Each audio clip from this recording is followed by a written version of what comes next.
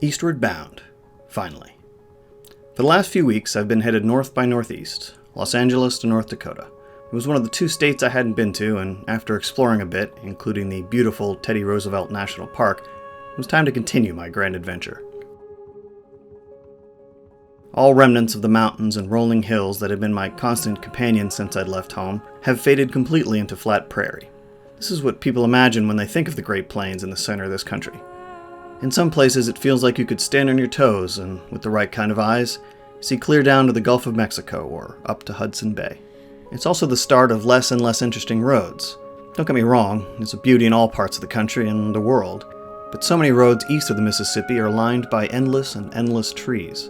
There's nothing to see except the road in front of you, which is why I'm going to take advantage of a bit of movie magic, but more on that in a moment.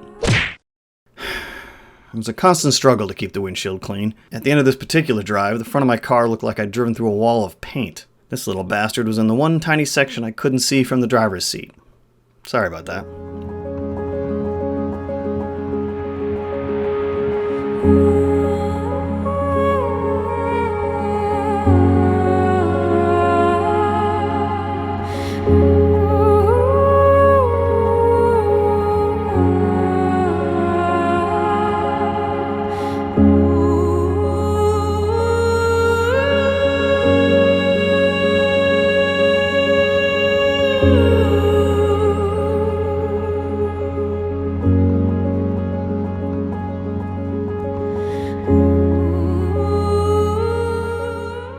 This is the mysterious Pyramid of North Dakota.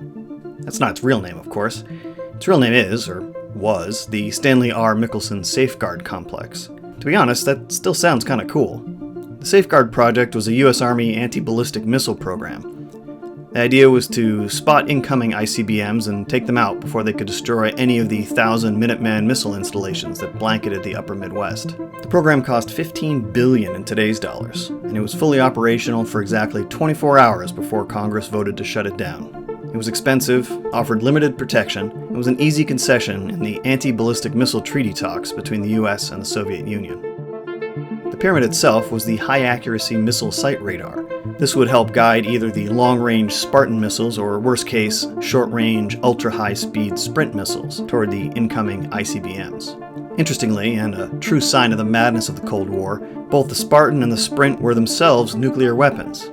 The Sprint, to give you an idea, was a multi-kiloton neutron warhead, lobbed skyward and reaching Mach 10 in less than 5 seconds. It was with the hope that the intense radiation from its explosion would neutralize the enemy missile. So really, it's a good thing for all of us none of these things were actually ever used. Today, the site is basically abandoned. It was recently purchased by a developer, though its fate is unclear.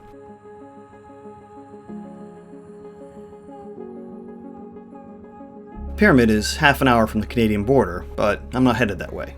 Well, I can't. The border's closed. So instead, I'm continuing on, down through Fargo and across Minnesota to Minneapolis.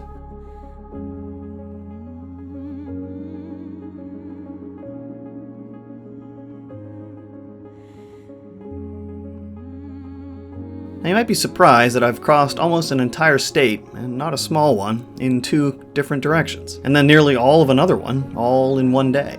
Well, I have a confession. For the first time, you're actually seeing several days of driving compressed into one video. I'll be doing that for the next few drive videos since, as I mentioned before, it's just going to be a lot of trees.